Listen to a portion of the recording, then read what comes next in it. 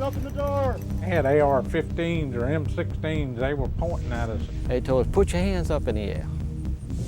Let us see your hands. They're drawing down on me, and they let the looters run rampant for over a week? Are you kidding me? I really thought they were gonna kill me. I really did. They didn't care what your rights were. They were going to deny them. You're letting the thugs get away with everything, and you're coming to honest, good citizens and taking away their protection, and it is wrong, wrong, wrong. But still, the order had been given for police and National Guard to go house to house, often with guns drawn, to evacuate residents and confiscate their firearms. No one will be able to be armed. We will take all weapons. It was a human drama with emotions and tensions running high. Patty Connie is still trying to recover physically and emotionally They really did a number on me. from the day police forced her from her home. It was traumatic. All of a sudden, they were banging on the front door, the side door, and the back door, and they said, let us in. Patty tried to explain. She was on dry land, she had plenty of food and water, and didn't want to abandon her dogs. But it didn't matter. If you see 6 or 8 police that look like linebackers pushing you in a corner, you're in shock. I'm saying, look at all my food. I got plenty of food.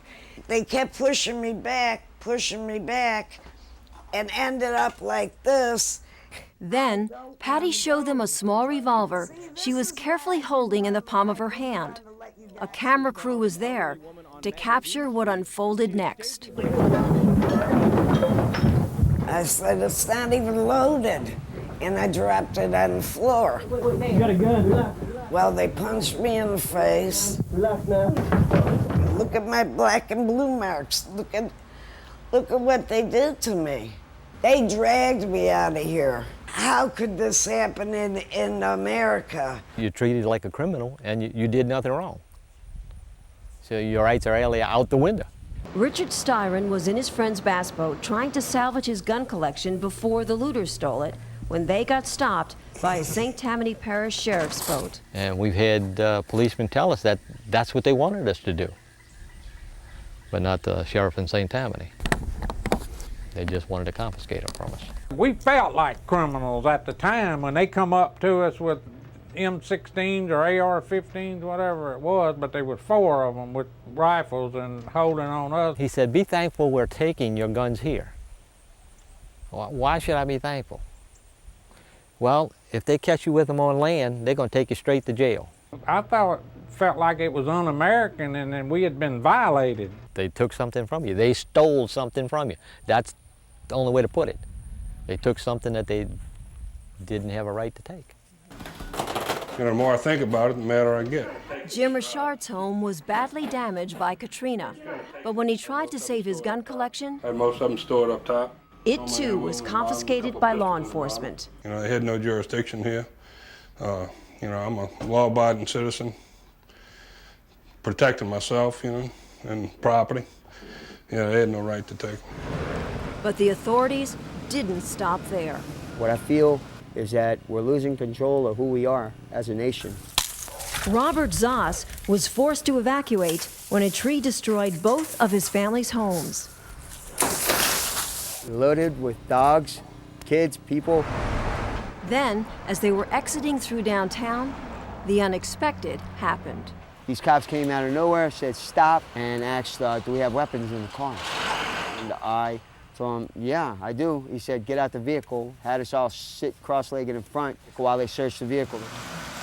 But Robert couldn't believe what he watched police do next to his rifle and his friend's pearl-handle revolver. I saw them smash her gun given to her by grandfather, just against the curb. The other things that they busted up, the .22 rifle they busted up, these were police officers that went too far. A breakdown in law and order. There was mayhem. New Orleans police did not have control of the city anymore. The safety net had snapped.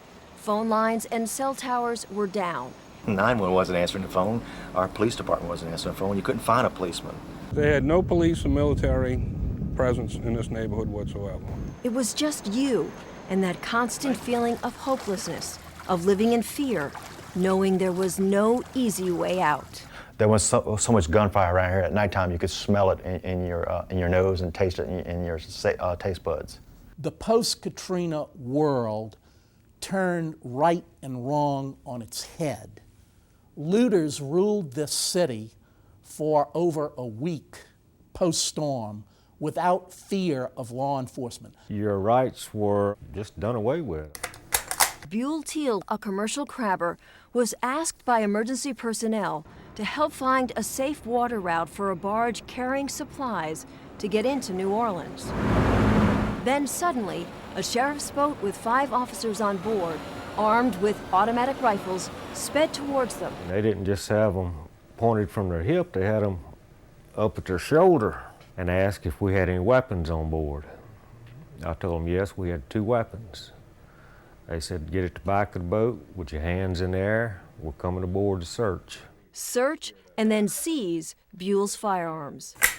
And when Buell asked for a receipt, the officers flatly refused. You got a Second Amendment law on the books, and it's just total disregard for it. They violated my rights as far as search and seizure. They had no search warrant. Most of the people we talk with say they are living proof of what will happen if we let it. Our guns confiscated, our individual freedoms taken away. That's not Louisiana. That's not America. Absolutely not. Nazi Germany, Cuba, People's Republic of China, North Korea, yes, but not America. Not America. Heed the warning of what this was. This is like Australia. All of a sudden, boom, they got our rights. This isn't freedom. If it can happen to me, it can happen to anybody. It means a lot to me now because I know what it feels like to have them taken away. If it wasn't for the NRA, we probably wouldn't be too long down the line that we wouldn't be able to own guns. Life will never be the same for us again.